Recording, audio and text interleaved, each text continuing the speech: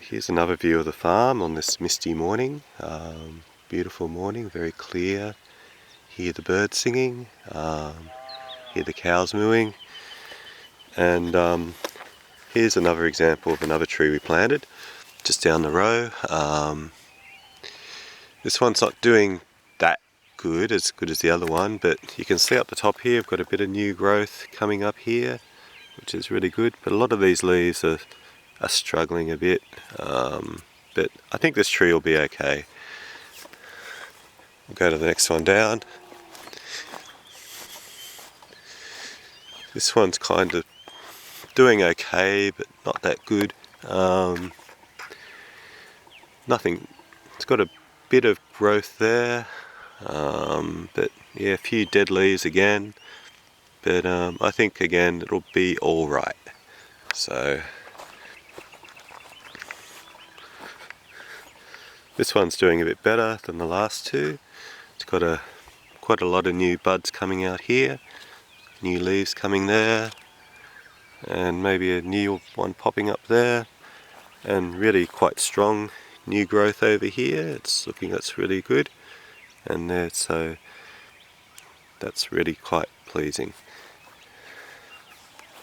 And finally with this one here, let's have a look. This one's quite a tall stringy one, so it's going to have, hopefully it won't get knocked over in the wind.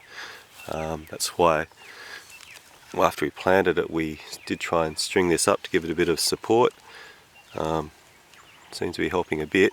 Yeah, and a bit of new growth here, sort of, that's looking good.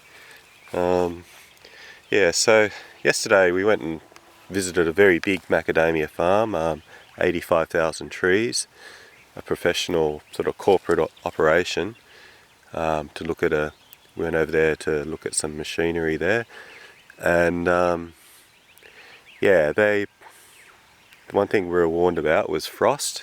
They had trees that were bigger than these ones, that were about 3 or 4 years old, that hit by a big frost, would go down to about -7 centigrade, and the trees were killed by it. And so it's hard to say whether we'll get the temperatures gets that low down here. It could get that low down here, but I don't think it does generally, very often. So it's a bit of a risk, especially for the trees that are getting down towards the bottom of our plot, of our orchard. But we planted these trees in May, which is sort of at the beginning of winter in Australia, or at the end of May, and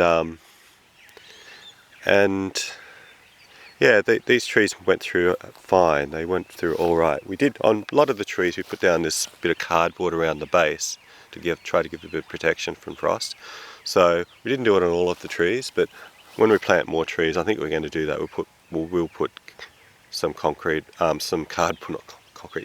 around the base of the tree to give it a bit of assistance. And we heard about yesterday about a frost band.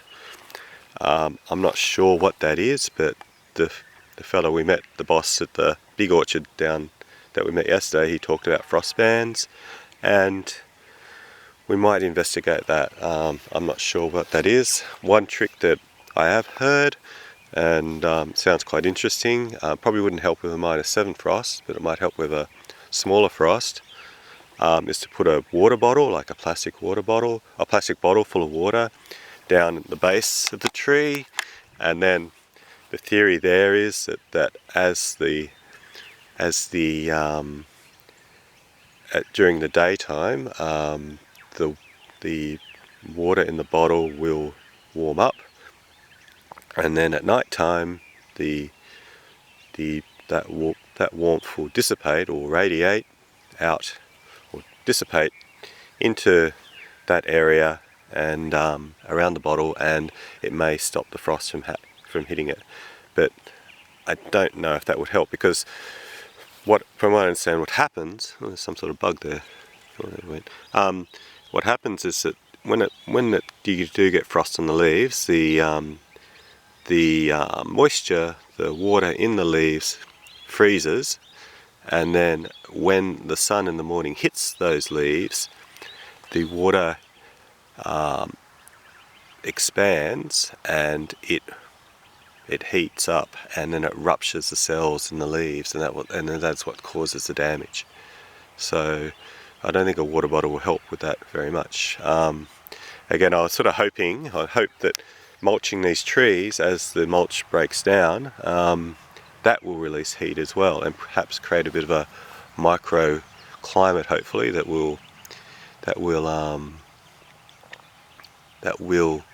sort of lessen the impact of the frosts on the trees. Yeah, so we haven't had a huge amount of rain this winter, but a lot of mornings are like this, sort of with this mist and a lot of dew on the ground, dew coming down.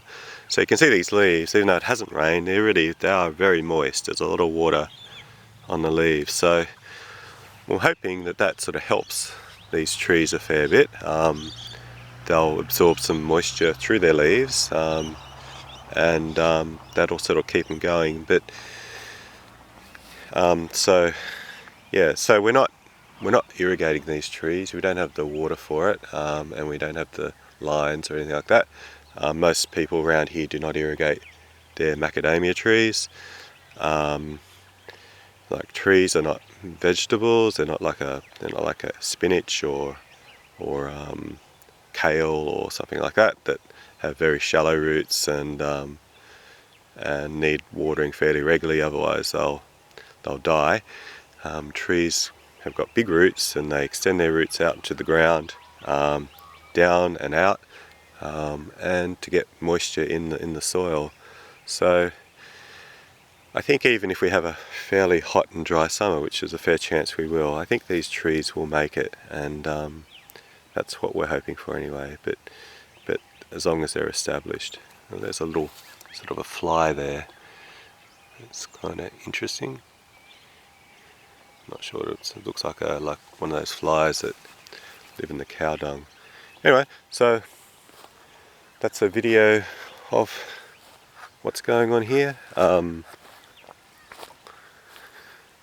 be doing more videos in the future of sort of as we plant more trees. We want to plant around about 900 to 1,000 trees. That's what I think we can do on this land here. Maybe a few more, and that would be enough to have a bit of a sideline income and have a bit of interest as well.